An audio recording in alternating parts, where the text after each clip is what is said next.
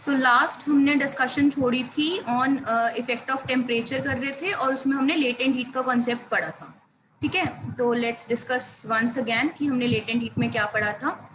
हम उसमें पढ़ रहे थे कि बॉइलिंग पॉइंट पढ़ा था कि बॉइलिंग पॉइंट पे जब आता है कोई भी हम लिक्विड डालते हैं, जब उसको टेम्परेचर बढ़ाते हैं तो वो बॉइलिंग पॉइंट पे आ जाता है। ठीक है, after coming at its boiling point क्या होता है, हम कॉन्स्टेंटली उसको हीट प्रोवाइड कर रहे हैं लेकिन उसका टेम्परेचर नहीं बढ़ रहा। तो इसका मतलब जो वो हीट जा रही है वो कहीं तो जा रही है, टेम्परेचर बढ़ाने के काम नहीं आ रही है, तो वो हीट कहीं छुप रही है जाके। तो इसीलिए लेटेंट वर्ड का मतलब ही होता है हिडन। तो लेटेंट हीट जो है, लेटेंट वर्ड का मतलब क्या होता है, हिडन। तो ये जो लेटेंट हीट है वो क्या है, एक हिडन हीट है। ठीक है, तो अब ये हिडन कहाँ, मतलब हाइड कहाँ हो रही है जाके, और क्या है ये। जैसे ही सपोज हम आइस और वाटर की एग्जांपल ही ले रहे हैं, सपोज करो ये रेड वाला इज आइस, ठीक है, और ब्लू वाला इज वाटर। तो इसमें क्या हो रहा है, जैसे ही मैंने टेम्परेचर बढ़ाया, इसका सपोज कुछ भी टेम्परेचर था, सपोज -15 डिग्री सेल्सियस था। ठीक है, तो ये जैसे मैंने हीट प्रोवाइड करनी करी, टेम्परेचर नीचे आना शुरू हो गया, एट 0 डिग्री सेल्सियस बढ़ना शुरू हो गया, बेसिकली 0 डिग्री सेल्सियस पे आ गया धीरे धीरे, मतलब आफ्टर 14 -14 एंड सो ऑन 0 पे आया जब। तो हमने ऑब्जर्व किया कि 0 के बाद इसका टेम्परेचर नहीं बढ़ रहा है, बट हम हीट तो प्रोवाइड कर रहे हैं, हीट प्रोवाइड कर रहे हैं, तो इसका टेम्परेचर बढ़ना चाहिए था, 1 होना चाहिए था, लेकिन नहीं हुआ। After that we observe 0 degree Celsius कुछ टाइम रहता है, आफ्टर दैट थोड़े टाइम बाद वो कंप्लीटली कन्वर्ट हो जाता है लिक्विड में, और फिर तब भी 0 डिग्री सेल्सियस ही है। आफ्टर दैट टाइम फिर वो टेम्परेचर राइज करना शुरू करता है, ऐसे आगे आगे बढ़ता है। ठीक है, तो ये क्या हो रहा है इस प्रोसेस के अंदर, जैसे ही 0 डिग्री पे आया, यहाँ पे 0 डिग्री क्या है, आइस और वाटर की बात करें इसलिए हम 0 डिग्री की बात करें, क्योंकि हमें पता है वाटर का बॉइलिंग पॉइंट जो होता है वो क्या है, वो 0 डिग्री सेल्सियस है, इसीलिए हम 0 डिग्री लेके चल रहे हैं। अगर कोई और सब्सटेंस लेंगे तो उसके बॉइलिंग पॉइंट वाली बात हम करेंगे, राइट। तो हम 0 डिग्री सेल्सियस पे क्या हुआ, जैसे ही हीट हमने दी, तो ये जो हीट इसके अंदर जा रही थी वो ये धीरे धीरे ये पार्टिकल्स अपने अंदर ले रहे हैं। हमने पढ़ा है जैसे ही टेम्परेचर राइज करते हैं तो क्या होता है, काइनेटिक एनर्जी बढ़ती है ना, काइनेटिक एनर्जी इंक्रीज होगी टेम्परेचर के बढ़ने से। तो काइनेटिक एनर्जी क्या होती है, काइनेटिक एनर्जी से बढ़ने से क्या होगा, ये जो पार्टिकल्स हैं उनकी जो वो है मूवमेंट, वो ऊपर वाइब्रेशन जो है उनकी वो क्या हो जाएगी, फास्ट होनी शुरू हो जाएगी, है ना। तो ये जो पार्टिकल्स थे, ये काइनेटिक एनर्जी बढ़ने के कारण, पहले टेम्परेचर हमारा 0 पे आया तो हम कॉन्स्टेंटली हीट दे रहे हैं, तो हीट एनर्जी बढ़ने के कारण काइनेटिक एनर्जी बढ़ रही है, और काइनेटिक एनर्जी बढ़ने के कारण जो ये पार्टिकल्स हैं इनकी वाइब्रेशन फास्ट हो रही है। जैसे ही वाइब्रेशन फास्ट होती है तो ये मूवमेंट ज्यादा तेज हो रही है, तो मतलब ये जो दो पार्टिकल्स हैं, इन दो पार्टिकल्स के बीच की फोर्स ऑफ अट्रैक्शन कम होगी, क्योंकि ये जितनी ज्यादा तेज मूव करेंगे उतना ज्यादा बीच का अट्रैक्शन कम होएगा, उतनी ज्यादा दूर जाने को टेंड करेंगे। धीरे धीरे ये जो इनको एनर्जी मिल रही है जिसके कारण ये पार्टिकल्स तेज मूव कर रहे हैं, वो इनके बीच की फोर्स ऑफ अट्रैक्शन को क्या कर रहा है, तोड़ रहा है। तो जैसे ही हमने 0 डिग्री टेम्परेचर पे वो आया, तो वो जो हीट एनर्जी जा रही थी वो कहाँ जा रही थी, इन पार्टिकल्स के पास जा रही है, और वो पार्टिकल्स अपनी काइनेटिक एनर्जी बढ़ा के तेज तेज मूव कर रहे हैं, एंड कुछ टाइम बाद उनके बीच का फोर्स ऑफ अट्रैक्शन टूट जाता है और वो कन्वर्ट हो जाते हैं इस फॉर्म में, कि उनके बीच का फोर्स ऑफ अट्रैक्शन टूटता नहीं, मतलब कंप्लीटली कम, इनके बीच का जो फोर्स ऑफ अट्रैक्शन था वो कम हो जाती है उसकी स्ट्रेंथ। ठीक है, इसलिए वो दूर दूर हो जाते हैं। तो अब ये बात है कि जो 0 डिग्री सेल्सियस पे, मतलब किसके पास एनर्जी ज्यादा है, 0 डिग्री सेल्सियस इसका टेम्परेचर, 0 डिग्री सेल्सियस इसका टेम्परेचर। तो ये जो हीट लगी है इनको तोड़ने में, दैट इज नोन है, जो इनके पास हीट आई है जिसके कारण ये वाइब्रेट कर रहे हैं ज्यादा, उसको बोलते हैं लेटेंट हीट। ठीक है, तो लेटेंट हीट तो क्लियर हो गया। अब हम देखते हैं कि किसके पास ये ज्यादा होगी। अब क्वेश्चन है कि 0 डिग्री सेल्सियस है आपके पास, ठीक है, तो उसी टाइम पे आपके पास आइस है और 0 डिग्री सेल्सियस पे ही आपके पास वाटर है, तो दोनों में से किसके पास ज्यादा हीट होगी। तो इसका आंसर ऑब्वियसली आता है कि वाटर के पास ज्यादा हीट होगी। क्यों, क्योंकि वाटर के जो पार्टिकल्स हैं उन्होंने ये लेटेंट हीट भी ले ली, सॉलिड आइस के पार्टिकल्स तो ऐसे ही थे, आइस के पार्टिकल्स ने ये अपने अंदर हीट ली जिसके कारण वो तेज तेज मूव करना शुरू हो गए, और वो साथ के साथ किस में कन्वर्ट हो गए, वाटर के पार्टिकल्स में कन्वर्ट हो गए। तो अब वाटर के पार्टिकल्स के पास नॉर्मल 0 डिग्री वाली तो एनर्जी है ही है, साथ में जो हीट और मिल रही थी, जो लेटेंट हीट है, वो भी इनके पास है। लेकिन आइस के पार्टिकल्स के पास क्या है, सिर्फ 0 डिग्री वाली एनर्जी है। तो इसके पास सिर्फ जीरो, इसके पास जीरो प्लस लेटेंट हीट वाली भी है, तो एनर्जी किसके पास ज्यादा हो गई, आइस के पास, सॉरी वाटर के पास। तो ये जो हो रहा है, क्योंकि ये प्रोसेस क्या हो रही है, सॉलिड से लिक्विड की बात कर रहे थे हम, तो फ्यूजन होता है, ये भी हम पीछे पड़ के आए हैं, तो इसीलिए इसको बोलते हैं लेटेंट हीट ऑफ फ्यूजन। ऐसे ही अगर हम, ये वाटर है, ये वाटर था, ये वाटर को और हीट करते रहे, 100 डिग्री सेल्सियस पे ले आए, तो अब 100 डिग्री सेल्सियस पे क्या आएगा, ये गैस बन जाएगी। गैस बनने के बाद अब लेटेंट हीट ऑफ क्या आएगा, वेपराइजेशन, क्योंकि वाटर का स्टीम में बनना इज वेपराइजेशन प्रोसेस, लिक्विड से गैस में जाना। और अब ये जो लेटेंट हीट ऑफ वेपराइजेशन है वो किसके पास होगी, वो इन आइस सॉरी स्टीम के पार्टिकल्स के पास होगी, है ना, क्योंकि इनको वो एनर्जी मिली, फिर ये वाइब्रेट तेज करना शुरू हुए, अब इसके पास वो एनर्जी आ गई। तो अब इससे एक क्वेश्चन बनता है, एनसीईआरटी क्वेश्चन ही आपका, that is at the same temperature, और सॉरी क्वेश्चन ऐसे फ्रेम होता है कि बॉइलिंग पॉइंट पे अगर आप स्टीम लो एंड बॉइलिंग वाटर लो, तो कौन ज्यादा स्फीयर बर्न्स प्रोड्यूस करेगा। मतलब सपोज आपके हैंड पे, एक तो मैंने बॉइलिंग वाटर डाल दिया 0 डिग्री सेल्सियस का, सॉरी नॉट 0, उस पे तो वो होगा 100 डिग्री सेल्सियस का, है ना, तो एंड मैंने 100 डिग्री सेल्सियस वाली टेम्परेचर की ही मैंने स्टीम डाल दी, तो कौन सी ज्यादा आपके ऊपर बर्न ज्यादा करेगी, ज्यादा बर्न किससे होगा, आंसर करो। मैम बॉइलिंग वाटर से। Ma'am water. वाटर से कैसे होगा, अगर वाटर आंसर दे रही तो मतलब कॉन्सेप्ट ही नहीं समझ आया आपको। जब हम आइस से इधर जा रहे हैं तो इसके पास लेटेंट हीट ऑफ फ्यूजन आ रही है, जब हम 100 डिग्री सेल्सियस पे आ गए हैं तो लेटेंट हीट ऑफ वेपराइजेशन है। अब क्या हुआ, वाटर इधर वाली जगह पे आ गया है और ये जो गैस है हमारी या फिर स्टीम है वो इधर आ गई है, तो अब जो लेटेंट हीट ऑफ वेपराइजेशन है वो किसके पास है, वो तो इसके पास है ना, गैस के पास। Let me do it again.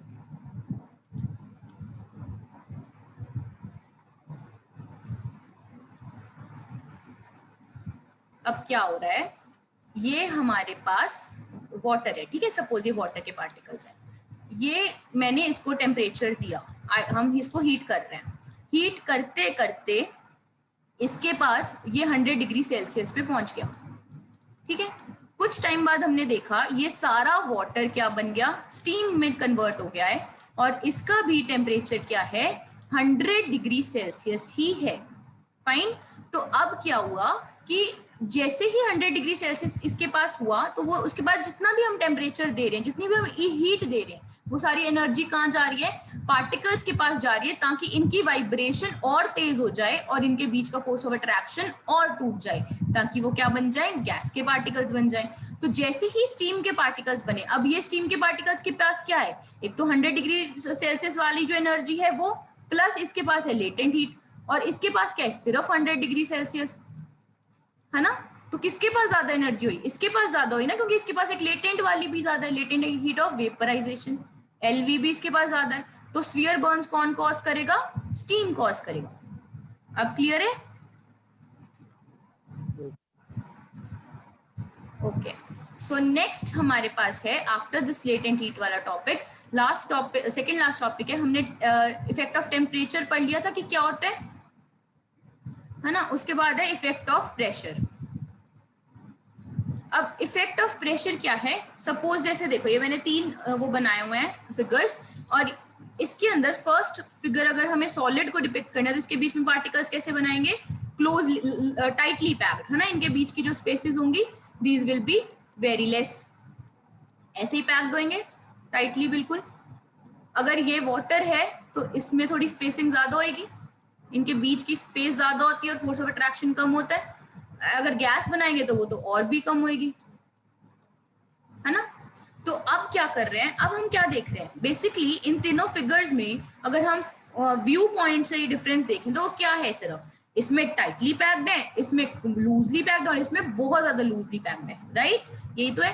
तो अगर मैं क्या करूं, इन पार्टिकल्स को उठा उठा के इकट्ठा करती रहूं, टाइटली पैक कराती रहूं, फोर्स लगा के इस पे ऐसे टाइट टाइट पैक करती रहूं, तो ये क्या हो जाएगा, धीरे धीरे ये बनना शुरू हो जाएगा, जब इतनी पास आ जाएगा, फिर मैंने इसको और टाइट पैक करना शुरू कर दिया इनके पार्टिकल्स को, तो वो किस में कन्वर्ट हो जाएगा, सॉलिड में कन्वर्ट हो जाएगा।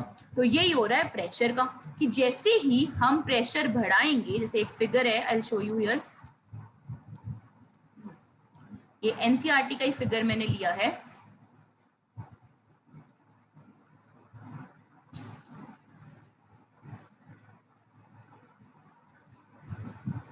आई होप क्लियर है सबको फिगर दिख रही है। तो हमने क्या किया, ये गैस के पार्टिकल्स थे, इसमें स्पेसेस ज्यादा है तो गैस के पार्टिकल्स थे। हमने एक पिस्टन से क्या किया, इसको ऊपर से प्रेशर लगाना शुरू किया, हम ऐसे दबा रहे हैं। तो जैसे दबाएंगे तो ये जो पार्टिकल्स हैं वो क्या होंगे, ये हम इससे दबा रहे हैं, इसको पिस्टन बोल रहे हैं। तो ये जो पार्टिकल्स हैं यहाँ पे पड़े हैं, ये पार्टिकल्स क्या हो रहे हैं, इन पे प्रेशर लग रहा है। तो जैसे ही हम ऑब्वियसली कोई चीज है, आप उसको ऐसे प्रेशर लगा के ऊपर से दबाते हो तो वो अंदर जाना शुरू करती है, राइट। अगर उसके अंदर एम्प्टी स्पेसेस होंगी तो अब इसके पास तो एम्प्टी स्पेसेस हैं तो ये अंदर जाना शुरू करेगी। तो ये जो पार्टिकल्स है इन पे फोर्स लगा रहे हैं हम, बेसिकली फोर्स नहीं प्रेशर लगा रहे हैं इस पिस्टन के थ्रू। तो जैसे ही हमने प्रेशर लगाया, ये पार्टिकल्स क्या होने लग गए, पास जाने शुरू हो गए। तो इनके बीच की स्पेसिंग क्या हो गई, कम हो गई। जैसे ही स्पेसिंग कम हुई, वो दोनों पास आए हुए पार्टिकल्स, उनके पास आने के कारण क्या हुआ, फोर्स ऑफ अट्रैक्शन उनके बीच का बढ़ गया ऑब्वियसली। तो ये गैस थी, गैस से किस में कन्वर्ट हो गया, हमारे पास लिक्विड बन गया। अब लिक्विड से हमने और प्रेशर लगा दिया अब इस पे, तो ये जो बाकी बची स्पेसेस थी वो भी कम हो गई, बिल्कुल देखो नेक्स्ट फिगर में बिल्कुल कम हो गई है स्पेसेस। तो ये क्या बन गया, फाइनली सॉलिड बन गया। तो हम क्या बोल सकते हैं, with increase in pressure the gaseous state changes from liquid and then from liquid to solid. Clear है, प्रेशर का तो सिंपल सी चीज है, राइट। तो हम यहाँ पे हम एक चीज बोल सकते हैं, after studying the effect of pressure and temperature, that is suppose solid, liquid and gas, ये है मेरे पास, ठीक है। जैसे ही हम इससे हम इधर से इधर जा रहे हैं ब्लू कलर में and we are coming back like this, ठीक है। तो जैसे ही अब आप आंसर करोगे, मैंने क्या किया है क्वेश्चन में, टेम्परेचर को राइज किया है, टेम्परेचर क्या कर दिया मैंने, राइज। तो क्या होगा, क्या गैस से लिक्विड बनेगा और लिक्विड से सॉलिड, इस डायरेक्शन में हम मूव करेंगे, सॉलिड से लिक्विड, लिक्विड से गैस। वेरी गुड, यही बनेगा। तो टेम्परेचर इंक्रीज होने से क्या होगा, हम सॉलिड से इस डायरेक्शन में मूव करेंगे, राइट। अब इसका उल्टा देखते हैं, जैसे ही मैंने प्रेशर इंक्रीज किया, दूसरा क्या है, प्रेशर इंक्रीज किया मैंने, तो प्रेशर इंक्रीज करने से किस डायरेक्शन में आएंगे हम, इस डायरेक्शन में, राइट। तो इसका ये लिखते हैं, जैसे कि एक सेकेंड,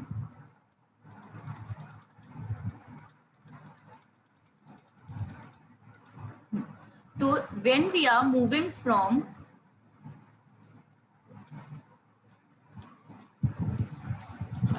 सॉलिड से लिक्विड जा रहे हैं, सॉलिड से लिक्विड एंड लिक्विड से गैस जा रहे हैं, तो इसमें क्या कर रहे हैं हम, टेम्परेचर राइज कर रहे हैं एंड प्रेशर को क्या कर रहे हैं, डिक्रीज कर रहे हैं।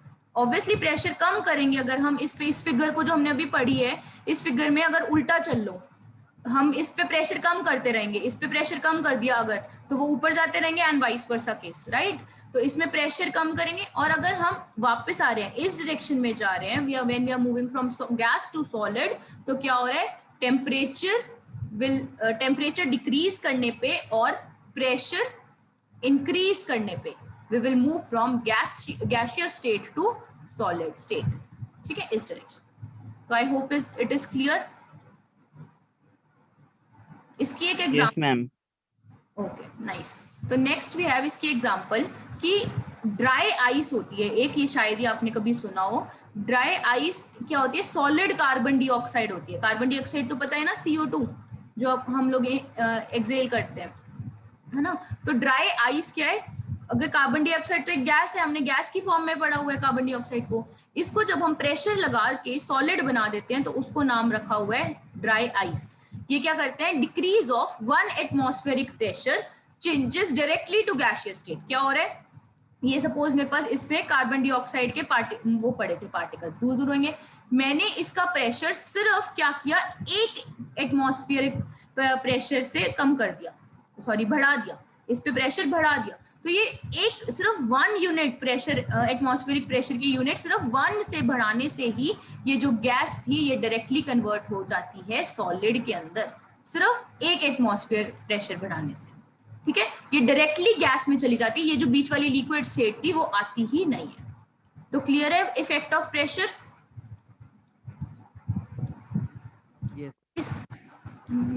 इसके बाद वी हैव, एक सेकेंड,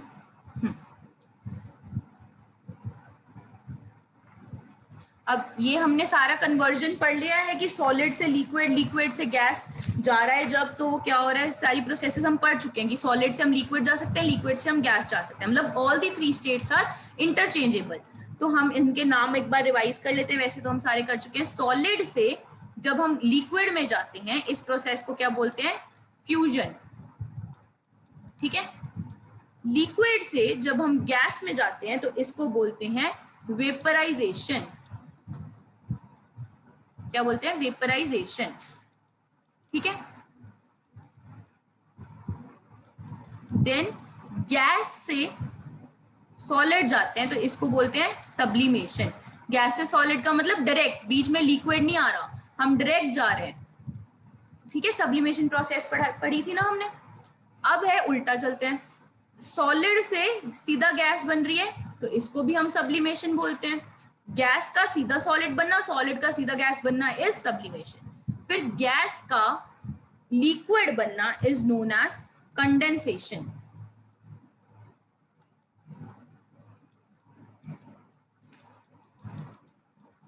ठीक है। एंड लिक्विड का सॉलिड बनना, this is known as solidification, ठीक है। तो ये प्रोसेसेस के नाम है, बस कन्वर्ट हो रहा है इसमें, तो उसको ये बोलते हैं solidification, condensation and sublimation. And red colour में solid to liquid fusion, vaporisation and sublimation. I hope this is clear. Now let's move on to the last topic of this chapter, which is evaporation. अब evaporation क्या होता है? Evaporation एक नया phenomena है। क्या हो रहा है, हम जनरली देख रहे हैं कि अभी हम बॉइलिंग पॉइंट पढ़ के आए और हमने देखा कि जो लिक्विड है उसका क्या बन रहा है, स्टीम बन रही है या वेपर्स बन रहे हैं at its boiling point. Boiling point से पहले तो वो लिक्विड ही रह रहा है, लेकिन एक फिनोमिना नेचर ने हमें दिखाया, दैट वाज, जैसे ही सपोज ये पार्टिकल्स पड़े हैं, इसमें वाटर है या कोई लिक्विड है, इसके अंदर पार्टिकल्स पड़े हैं, जो पार्टिकल्स एट द सरफेस है, सरफेस मतलब ऊपर ऊपर जो पार्टिकल्स हैं, अब ये तो हमें पता है जो भी पार्टिकल्स होंगे इसके अंदर, जितने भी पार्टिकल्स होंगे वो कॉन्टिन्यूसली मूव कर रहे होंगे। ये तो हम पार्टिकल्स की कैरेक्टरिस्टिक्स में पढ़ के आए हैं कि particles are always moving, they are never at rest. तो क्योंकि ये मूव कर रहे हैं हर टाइम पे, जो सरफेस पे पार्टिकल्स होते हैं ना, उनके पास पता नहीं एनवायरमेंट से एनर्जी मिल जाती है, उनके पास थोड़ी ज्यादा एनर्जी होती है काइनेटिक, और वो जिस ऐसे वाइब्रेट कर रहे होते हैं, तो ऐसे वाइब्रेट करते करते एक सडन पॉइंट पे क्या होता है, ये जो दो पार्टिकल्स है अपने बीच का फोर्स ऑफ अट्रैक्शन छोड़ देते हैं, और ये जो सरफेस वाले पार्टिकल्स हैं वो क्या हो जाते हैं, एस्केप कर जाते हैं एनवायरमेंट में, वाटर वेपर बन के उड़ जाते हैं, मतलब इस सिस्टम से एस्केप कर जाते हैं। तो दिस प्रोसेस, ये जो एस्केप हो रहा है बिलो इट्स बॉइलिंग पॉइंट, अभी बॉइलिंग पॉइंट नहीं आया, बॉइलिंग पॉइंट पे आके तो ये सारे पार्टिकल्स ही धीरे धीरे स्टीम बनेंगे, ऊपर जाएंगे, लेकिन बॉइलिंग पॉइंट से पहले वाले टाइम पे ही क्या हुआ, जो सरफेस पे पड़े थे वो क्या हो रहे थे, पार्टिकल्स, उनको एनर्जी मिली और वो क्या हो गए, हवा में चले गए, वेपर बन गए। तो this process is known as evaporation. तो इसकी डेफिनेशन देखें तो इसकी डेफिनेशन आएगी, the phenomena of change of a liquid into vapours below its boiling point. This is very important, क्योंकि वेपर्स पे तो चेंज होता ही है, लिक्विड कोई खास बात नहीं है इसका चेंज होना, लेकिन बॉइलिंग पॉइंट से पहले ही चेंज होना, दिस इज खास बात। एंड दिस खास बात को ही हमने क्या नाम दे दिया, evaporation, simple as it is. तो ऐसे ही जैसे हम देखते हैं, हम कभी देखते हैं कि जैसे मम्मी ने दूध डाल के दिया सपोज आपको, एंड दूध आपका बहुत गर्म है, आपको ठंडा करना है, तो आप क्या करते हो, आपको गिलास में दिया था दूध, लेकिन इसमें ठंडा नहीं हो रहा, आपने क्या किया, एक बड़े बॉल में डाल दिया जिसका ऊपर से सरफेस बड़ा है, मतलब जिसका सरफेस ब्रॉड है, तो इसमें दूध जल्दी ठंडा हो रहा है as compare to the glass. Why? Because क्योंकि इसका जो सरफेस है वो ज्यादा है, अब सरफेस ज्यादा है तो जो पार्टिकल सरफेस पे होंगे वो ज्यादा होंगे एज कंपेयर टू दिस, इसका तो सरफेस सिर्फ इतना सा है और उसका सरफेस इतना है, तो पार्टिकल्स एट द सरफेस इसमें ज्यादा होंगे, तो जितने ज्यादा होंगे वो उतने ज्यादा इवेपोरेट करेंगे। एंड अभी हम नेक्स्ट पढ़ेंगे कि इवेपोरेशन विल कॉज कूलिंग, तो जितना ज्यादा इवेपोरेशन रेट होगा उतना ज्यादा जल्दी हमारा दूध ठंडा हो जाएगा, या फिर जो भी हम चीज ठंडी कर रहे हैं वो जल्दी ठंडी होगी, ठीक है। तो अब हम पढ़ते हैं what are the factors that effect evaporation. पहले ये बताओ इवेपोरेशन क्लियर है क्या होता है, और डेफिनेशन क्लियर है इवेपोरेशन की? Yes ma'am. Yes, ma'am. चलो अब देख रहे हैं factors effecting the evaporation. Factors क्या होते हैं, जो मतलब फैक्टर्स अफेक्टिंग इवेपोरेशन का वर्ड का मतलब है कि क्या क्या चीजें, क्या क्या ऐसी चीजें या फिर एक्शंस हैं जो इफेक्ट करते हैं इवेपोरेशन के रेट को, कि ये करने से इवेपोरेशन बढ़ जाएगा, वो करने से इवेपोरेशन कम हो जाएगा, ये हम देखने वाले हैं। तो इसके 4 फैक्टर्स हैं और ये बहुत इंपॉर्टेंट है, ये आता ही आता है पेपर में क्वेश्चन।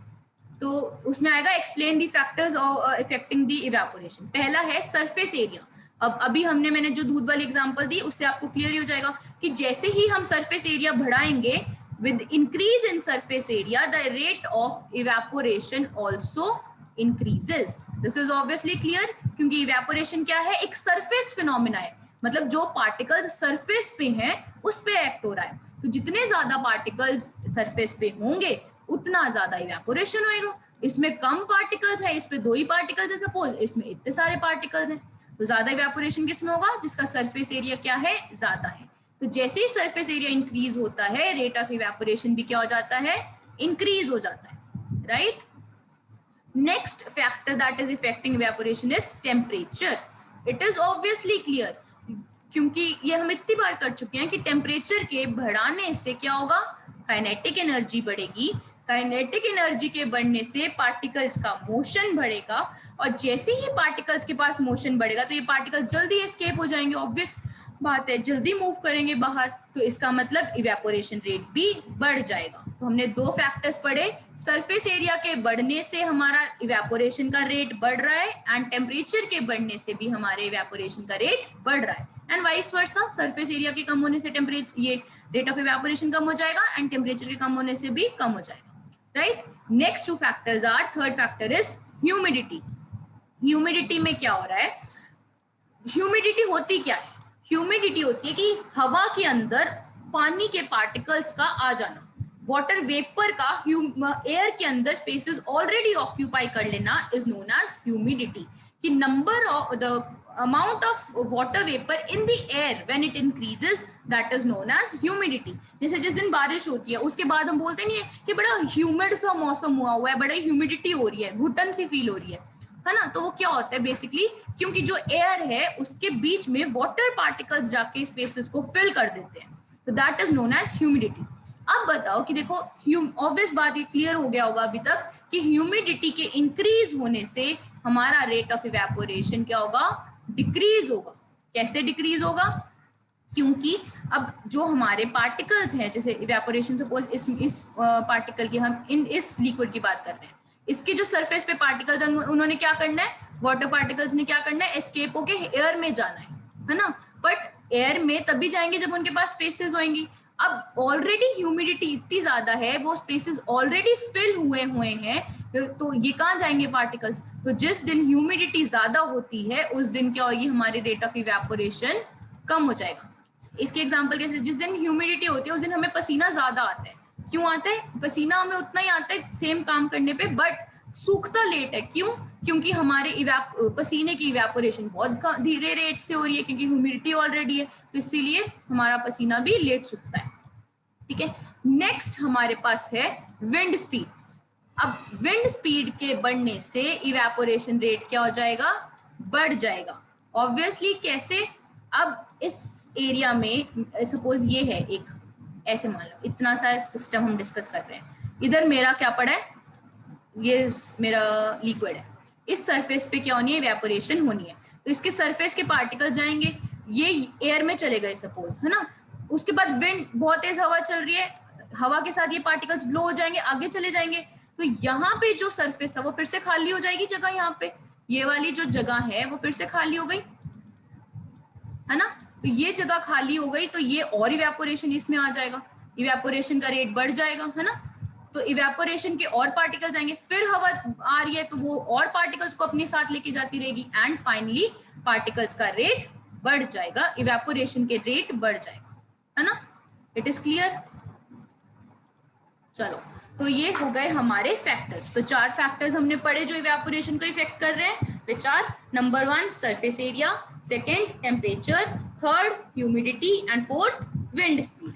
सरफेस एरिया के बढ़ने से टेम्परेचर हमारा बढ़ रहा है, इवेपोरेशन का रेट टेम्परेचर के बढ़ने से बढ़ रहा है, और विंड स्पीड के बढ़ने से भी बढ़ रहा है, और ह्यूमिडिटी के बढ़ने से हमारा क्या हो रहा है, कम हो रहा है। I hope this is clear. इसमें ऐसी कोई बहुत खास बात नहीं थी जो समझ नहीं आई होगी। And the last topic and the last question to be discussed about this chapter is कि इवेपोरेशन कूलिंग कैसे कॉज करता है, ये देखना है। ठीक है, इवेपोरेशन से कूलिंग होती है कैसे? मैम पानी का मॉइस्चर मैम वो हवा में मिल जाता है मैम, उससे कूलिंग हो जाती है। कूलिंग कैसे हुई इसके कारण? हमें कूल क्यों फील हो रहा है इसके कारण, ये तो क्वेश्चन है। मैम पानी से पानी से कैसे कूलिंग हो रही है? मतलब क्या चीज है जो आपको कूल फील करवा रही है? इवेपोरेशन तो कॉज कर रही है cooling, but what is the reason behind कि इवेपोरेशन होने से आपको कूल फील क्यों होता है? दिस इज बिकॉज सपोज ये सरफेस है, ठीक है, तो इसके सरफेस से पार्टिकल्स ने इवेपोरेट होना है। तो इवेपोरेट होने का क्या मतलब है? ये पार्टिकल्स तेज तेज मूव करेंगे, तेज तेज मूव करेंगे, और एक टाइम ऐसा आएगा जब इनके बीच की फोर्स ऑफ अट्रैक्शन टूट जाएगी और ये बाहर चले जाएंगे, है ना। ये फोर्स ऑफ अट्रैक्शन के कारण ही तो आपस में पास में बैठे हैं। जैसे ही फोर्स ऑफ अट्रैक्शन टूटी तो वो चले जाएंगे।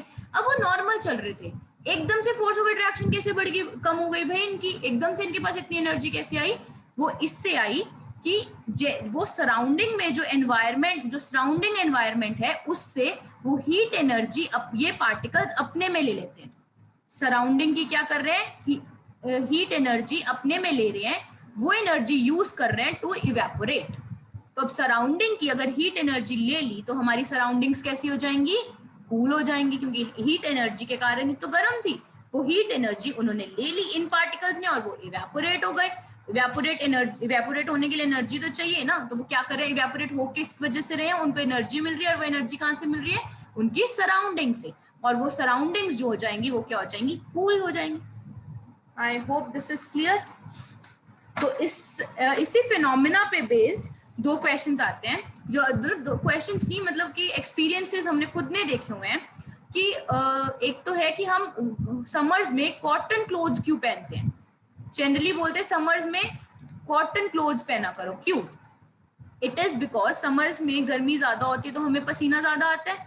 अब पसीना ज्यादा आएगा तो जो कॉटन क्लोथ होता है जो वो क्या होता है? ये वाटर एब्जॉर्बिंग होता है। तो जो भी हमारी बॉडी में स्वेट आया वो फटाफट ये एब्जॉर्ब कर लेते हैं कॉटन क्लोथ, एंड जो बाहर से साथ के साथ इवेपोरेशन कॉज कर देते हैं हमारी बॉडी से हीट लेके। ये जो वाटर इस क्लोथ ने एक्यूमुलेट किया है या फिर जो पार्टिकल्स इसके अंदर आए हैं वाटर के, वो क्या करते हैं? हमारी बॉडी से हीट एनर्जी लेते हैं और इवेपोरेशन कॉज कर देते हैं जब हमें पसीना आने के बाद। तो जैसे ही इवेपोरेशन होती है तो हमें कैसा फील होता है? कूल फील होना शुरू हो जाता है। इसीलिए it is advisable to wear cotton clothes in summers, right.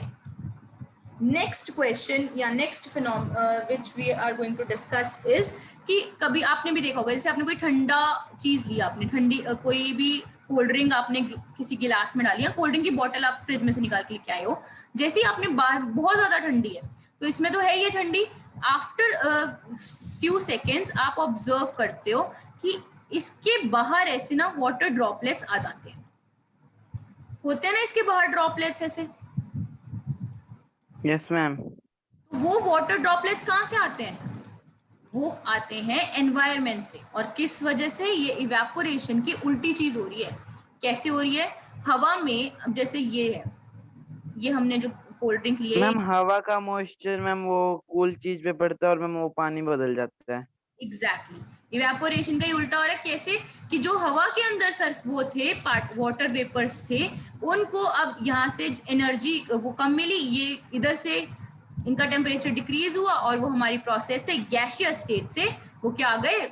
Water, इसमें लिक्विड स्टेट में आ गए, और वो वेपर से किस में कन्वर्ट हो गए? लिक्विड में कन्वर्ट हो गए। ठीक है। तो एक और इसका है कि जैसे एसीटोन होता है, जो नेल पेंट रिमूवर भी होता है, जो उसको अगर कभी हैंड पे डाल के देखना, जैसे ही आप हैंड पे डालोगे ना, विद इन अ सेकेंड आपको बहुत ज्यादा कूल फील होगा। ऐसा क्यों होता है? क्योंकि एसीटोन का जो इवेपोरेशन रेट होता है वो बहुत ज्यादा हाई होता है।